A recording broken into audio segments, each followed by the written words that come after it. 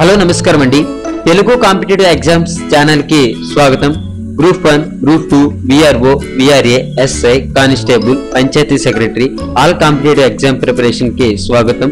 అలాగైతే నా యూట్యూబ్ కింద ఉన్నటువంటి సబ్స్క్రైబ్ బటన్ మీద క్లిక్ చేయడం ద్వారా మీరు సబ్స్క్రైబ్ అవుతారు. ఓకే, హలో, ఓకేనండి. అలాగైతే ఈ రోజు మనం చెప్పుకోబోయేది ఏంటంటే రాష్ట్రపతి గురించి మనకి కాంపిటేటివ్ ఎగ్జామ్స్ లో చాలా వరకు బిట్స్ అనేవి ఇవ్వడం జరుగుతుంది. అసలు ఏంటంటే ఈ రాష్ట్రపతికి ఉండేటటువంటి అధికారాలు ఏంటి, ఏ ఆర్టికల్స్ రాష్ట్రపతి గురించి తెలియజేస్తూ ఉంటాయి అనే దాని గురించి మనం ఈ వీడియోలో మాట్లాడుకుందాము. అలాగైతే ఏంటంటే రాష్ట్రపతి గురించి మనం ఒక 4 వీడియోలు చేసుకుందాము. ఆ 4 వీడియోల్లో కూడా మీరు చూస్తే మీరు ఏంటంటే రాష్ట్రపతి గురించి ఏ ఒక్క బిట్ వచ్చినా సరే ఆన్సర్ చేయగలుగుతారు అనమాట. అలాగైతే ఫస్ట్ ఆఫ్ ఆల్ రాష్ట్రపతి ఏంటంటే మన భారతదేశానికి రాజ్యాధినేత. రాష్ట్రపతి ఏంటంటే మన భారతదేశానికి రాజ్యాధినేత. ఓకే, అయితే దేశ పరిపాలన రాష్ట్రపతి పేరు మీదుగా నిర్వహించే పద్ధతిని మనం ఎక్కడి నుంచి తీసుకున్నాం అంటే అమెరికా నుంచి తీసుకున్నాం. ఓకే, అమెరికా నుండి గ్రహించడం జరిగింది. ఓకే, ఇది కూడా మనం బిట్టి కింద అడగొచ్చు అనమాట. ఏ దేశం నుండి గ్రహించాము దేశ పరిపాలన రాష్ట్రపతి పేరు మీదుగా నిర్వహించే పద్ధతిని, ఏ దేశం నుండి మనం గ్రహించాము అంటే మనం ఏం చెప్పాలంటే అమెరికా. ఓకే, ఏంటంటే ఈ అమెరికా నుంచి తీసుకోవడం ఇది ఏ నిబంధన ప్రకారం తీసుకున్నాం అంటే మనం 77వ నిబంధన. ఓకే, 77వ నిబంధన బట్టి మనం తీసుకోవడం జరిగింది. అలాగైతే ఏంటంటే రాష్ట్రపతి పదవి గురించి రాజ్యాంగంలో ఎన్నో భాగం తెలియజేస్తుంది అని కనుక మనం అడిగితే 5వ భాగం తెలియజేస్తుంది అని మనం ఆన్సర్ చేయాలి. తర్వాత భారత రాజ్యాంగంలో మనకి 52 నుంచి 62 వరకు 52 నుంచి 62 వరకు గల నిబంధనలో రాష్ట్రపతికి ఎన్నికయ్యేందుకు కావలసినటువంటి అర్హతలు, ఎన్నిక విధానం, పదవీ కాలం, తొలగింపు పద్ధతి మొదలైనవన్నీ కూడా మనకి 52 నుంచి 62 నిబంధనల మధ్య చేయడం అనేది జరిగిందనమాట. తర్వాత చూస్తే మనకి నిబంధన 52 ప్రకారం భారతదేశానికి రాష్ట్రపతి ఉంటారు. ఓకే, ఫస్ట్ ఆఫ్ ఆల్ మీరు రాష్ట్రపతి గురించి గుర్తించుకోవాలంటే ఫస్ట్ గా మీరు నిబంధన 52 పునాది 52 ఏంటి, రాష్ట్రపతి ఉంటారు భారతదేశానికి ఆర్టికల్ 52 ప్రకారం రాష్ట్రపతి ఉంటారు అనే విషయం గుర్తించుకుని ఇక్కడి నుంచి మనం వరుసగా వెళ్ళాలన్నమాట. ఓకే, 52వ నిబంధన బాగా గుర్తించుకోండి, భారతదేశానికి రాష్ట్రపతి ఉంటారు. తర్వాత మనకి 53వ నిబంధన ప్రకారం ఏంటంటే కార్యనిర్వహణాధికారం రాష్ట్రపతికి ఉంటుంది. తర్వాత 54వ నిబంధన ఏంటంటే రాష్ట్రపతి యొక్క ఎన్నిక అనేది 54వ నిబంధన అనేది తెలియజేస్తుంది. తర్వాత మనకి 54 తర్వాత ఇక్కడ 56. ఓకే, 55 గురించి చూద్దాం. 55 ఏంటంటే రాష్ట్రపతి పదవి కాల పరిమితి గురించి మనకి ముందు యూట్యూబ్ లో తెలుసుకున్న ఎంతవరకు రాష్ట్రపతి పదవీ కాలం ఉంటుంది, ఏ విధంగా శాలరీ ఉంటుంది ఏంటి అనేది దీనికి ముందుల చెప్పినటువంటి వీడియోలో నేను మీకు చెప్పడం జరిగింది. అలాగైతే ఏంటంటే ఇప్పుడు 56వ ఆర్టికల్ ప్రకారం ఏంటంటే రాష్ట్రపతి యొక్క పదవీ కాల పరిమితి అనేది ఉంటుంది. తర్వాత 56 తర్వాత 58 ఇవి చాలా చాలా ఇంపార్టెంట్ అయినటువంటి ఆర్టికల్స్ అనమాట. 58 ఏంటంటే రాష్ట్రపతి పదవికి పోటీ పడే అభ్యర్థి యొక్క అర్హతలు ఏ విధంగా ఉండాలి తెలియజేస్తుంది. 58వ నిబంధన ప్రకారం రాష్ట్రపతి పదవికి పోటీ పడే అభ్యర్థి యొక్క అర్హతలను గురించి తెలియజేస్తుంది. ఓకే, తర్వాత మనం చూసుకుంటే 60వ నిబంధన. 58 తర్వాత 60వ నిబంధన ఏం చెప్తుందంటే రాష్ట్రపతి పదవీ ప్రమాణ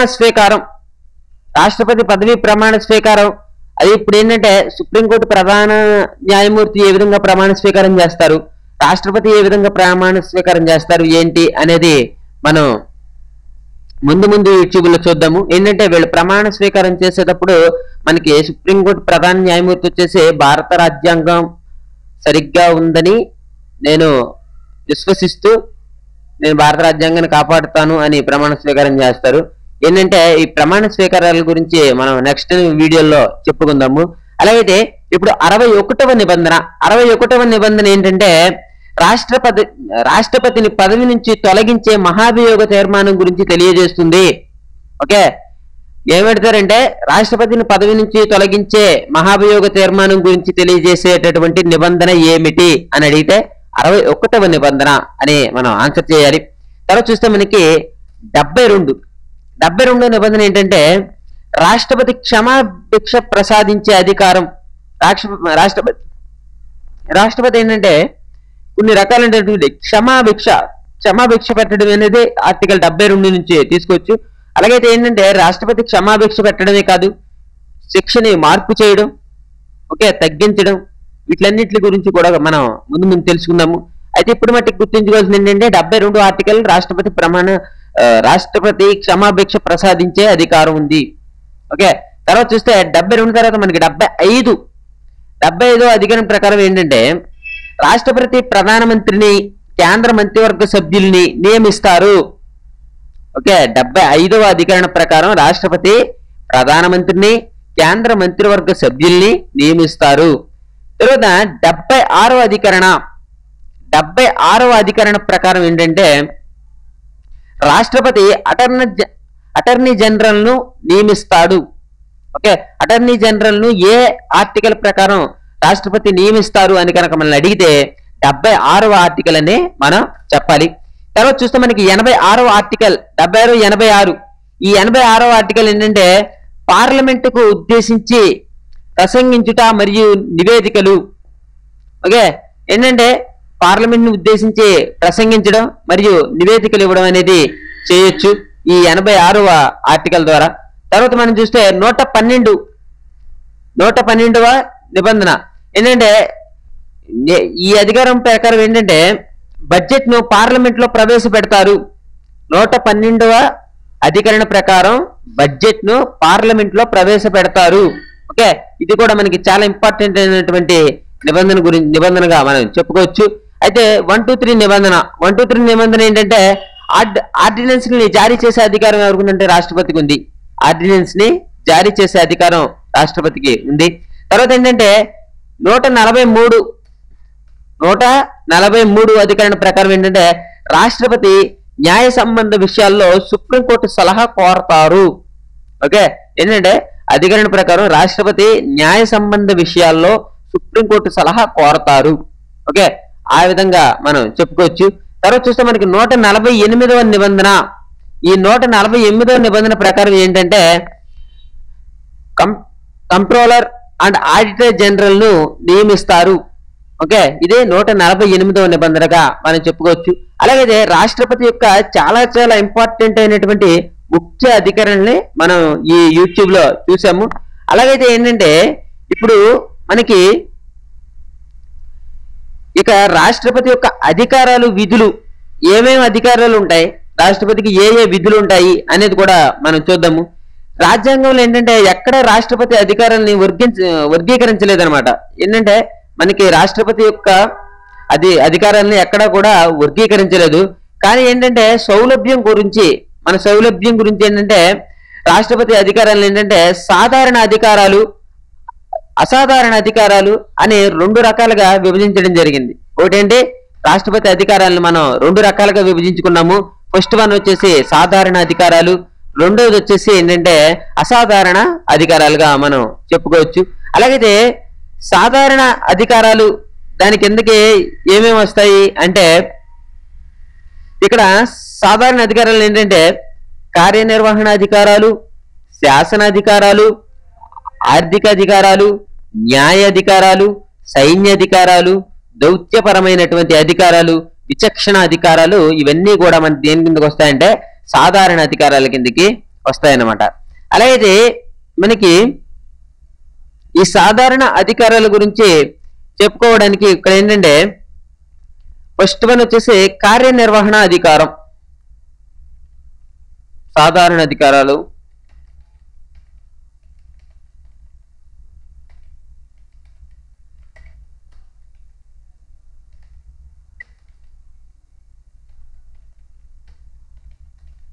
ఓకే, సాధారణ అధికారాలు ఫస్ట్ వన్ వచ్చేసి ఏంటంటే కార్యనిర్వహణ అధికారం.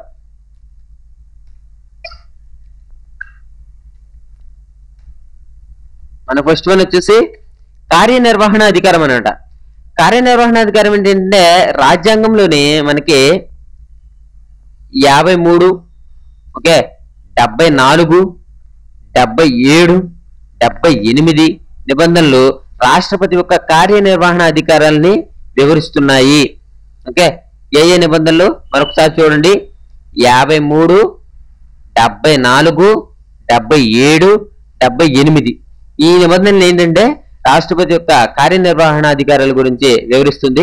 తర్వాత మనం చూసుకుంటే దేశ పరిపాలన మొత్తం 53వ నిబంధన ప్రకారం రాష్ట్రపతి పేరు మీదుగా నిర్వహించబడును. ఓకే, 53వ నిబంధన ప్రకారం మనకి రాష్ట్రపతి పేరు మీదుగా నిర్వహించబడతాయి అన్నమాట అన్ని కూడా. తర్వాత చూస్తే మనకి నిబంధన 74(1) నిబంధన 74(1) ఓకే, ఏంటంటే రాష్ట్రపతి ప్రధానమంత్రి అధ్యక్షతన గల మంత్రిమండలి సహకారాలతో విధులను నిర్వహిస్తారు. ఏంటంటే ఆయన సొంతంగా తీసుకోకుండా నిర్ణయాలు అనేవి ప్రధానమంత్రితో ఉన్నటువంటి మంత్రిమండలి సలహా మీద ఏంటంటే విధులని నిర్వర్తిస్తూ ఉంటారనమాట.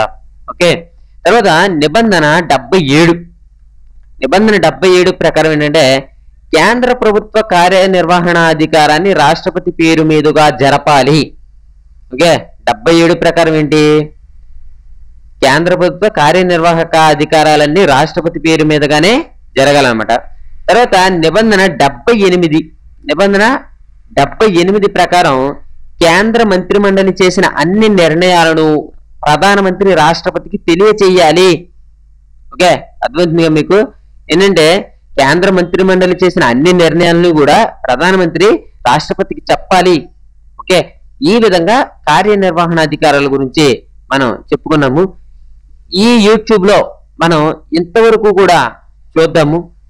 నెక్స్ట్ యూట్యూబ్ లో ఏంటంటే ఇక్కడ మనకి శాసనాధికారాలు ఉన్నాయి, అదేవిధంగా చూస్తే ఆర్థిక అధికారాలు ఉన్నాయి, తర్వాత న్యాయాధికారాలు ఏంటి, సైన్యాధికారాలు ఏంటి, ఓకే, దౌత్యపరమైన అధికారాలు ఏంటి, విచక్షణ అధికారాలు, అదేవిధంగా చూస్తే మనకి అత్యవసర అధికారాలు, జాతీయ అత్యవసర పరిస్థితిని ఏ నిబంధన ప్రకారం రాష్ట్రపతి చేస్తారు అని మనల్ని అడగొచ్చు. ఏమంటే ఇది బట్టి చాలా బాగా గుర్తుంచుకోండి. ఇది మీకు నేను ఈ వీడియోలో చెప్తున్నాను. 352వ నిబంధన ప్రకారం జాతీయ అత్యవసర పరిస్థితిని విధిస్తారు. ఓకే, 352 ఇది మీకు కంపల్సరిగా గుర్తుండాలి. అదేవిధంగా చూస్తే ఇంకా మనకి ఏంటంటే అత్యవసర పరిస్థితిని ఏ విధంగా రద్దు చేస్తాం, అత్యవసర పరిస్థితిని ఏ విధంగా రద్దు చేయొచ్చు, మనకి ఏంటంటే రాష్ట్రపతి పాలన అనేది వచ్చేసి మనకి 356, రాష్ట్రపతి పాలన 356, అత్యవసర పరిస్థితి 352. ఈ రెండు మనం కన్ఫ్యూజ్ అవ్వకూడదు. ఓకే, ఈ రెండు ఒకటి కాదు. ఓకే, నేను మీకు వీటి గురించి తర్వాత వీడియోలో చెప్తాను. తర్వాత ఏంటంటే మనకి ఆర్థిక అత్యవసర పరిస్థితి వచ్చేసి 360వ నిబంధన ప్రకారం విధిస్తారు. ఇక్కడ 352 ఏమో దేనికి విధిస్తారని చెప్పాను, అత్యవసర పరిస్థితి, జాతీయ అత్యవసర పరిస్థితి 352, రాష్ట్రపతి పరిపాలన ఏమో 356, ఆర్థిక అత్యవసర పరిస్థితినేమో 360. ఓకే, ఏంటంటే మనం రాష్ట్రపతి గురించి చదువుకున్నామంటే ఈ మూడు కూడా చాలా చాలా వరకు ఇంపార్టెంట్. ఓకే, అదేవిధంగా చూస్తే మనకి రాష్ట్రపతికి వీటో అధికారాలు ఉంటాయి. ఏంటి? నిరాపేక్ష వీటో అధికారం, క్వాలిఫైడ్ వీటో అధికారం, తాత్కాలిక వీటో అధికారం, పాకెట్ వీటో అధికారం, ఇవన్నీ కూడా రాష్ట్రపతికి ఉండేటటువంటి వీటో అధికారాలు. ఓకే, అలాగైతే రాష్ట్రపతి ఏ బిల్లుల్ని ఏ సంవత్సరంలో తిరస్కరించారు అని కూడా మనల్ని చెప్పొచ్చు, అడగొచ్చు కాంపిటేటివ్ ఎగ్జామ్స్ లో. ఇవన్నీ కూడా నేను మీకు నెక్స్ట్ వీడియోలో చెప్తాను. మీరు మట్టికి సబ్స్క్రైబ్ చేసుకోవడం మట్టికి మర్చిపోవద్దు. Thank you for watching. Have a nice day. ఓకేనండి, అలాగైతే నా వీడియోస్ ని మీరు యూట్యూబ్ లో చూస్తున్నప్పుడు ఇక్కడ యూట్యూబ్ కింద ఉన్నటువంటి ఈ సబ్స్క్రైబ్ బటన్ మీద క్లిక్ చేయడం ద్వారా సబ్స్క్రైబ్ అవుతారు. ఇలా సబ్స్క్రైబ్ అవడం వల్ల నేను పెట్టేటటువంటి కొత్త యూట్యూబ్లు అనేవి మీ మెయిల్ ఐడికి వస్తాయి. మీరు తప్పకుండా సబ్స్క్రైబ్ చేసుకోండి. తర్వాత ఏంటంటే ఇక్కడ తెలుగు కాంపిటేటివ్ ఎగ్జామ్స్ అని రాసి చూసారా సబ్స్క్రైబ్ మీద, దీని మీద కనుక క్లిక్ చేసినట్లయితే నా యొక్క 140 వీడియోలు కూడా మీకు ఓపెన్ అవుతాయి. ఏంటంటే మీరు ఇక్కడ చూస్తే ఈ 140 వీడియోలు చూడడానికి ఇక్కడ వీడియోస్ అనే దాని మీద క్లిక్ చేయండి. క్లిక్ చేయడం ద్వారా ఏమవుతాయంటే మొత్తం ఎన్ని వీడియోలు అయితే పెట్టానో అన్ని వీడియోలు కూడా మీకు ఓపెన్ అవుతాయి. మీరేంటంటే మధ్యలో వచ్చేటటువంటి యాడ్స్ ని స్కిప్ చేయకండి. నేను ఈ మంత్ కి ఒక క్వశ్చన్ కూడా చేశాను. ఏంటంటే భారతదేశంలో అత్యధిక జనాభా కలిగినటువంటి రాష్ట్రం ఏది అని. మీకు ఒకవేళ ఆన్సర్ తెలిస్తే మీ పేరు స్పేస్, మీ ఆన్సర్ స్పేస్, మీ మొబైల్ నెంబర్ వేస్తే నేను దానికి మీకేంటంటే చిన్న చిన్న గిఫ్ట్స్ అనేవి ఇవ్వడం జరుగుతుంది. ఓకే, మీరేంటంటే ఎట్టి పరిస్థితుల్లోనూ కూడా ఇక్కడ సబ్స్క్రైబ్ చేసుకోవడం మట్టికి మర్చిపోవద్దు. సబ్స్క్రైబ్ చేసుకోండి. ఏంటంటే మధ్యలో యాడ్స్ వస్తే వాటిని స్కిప్ చేయకండి. Okay, thank you for watching. Have a nice day.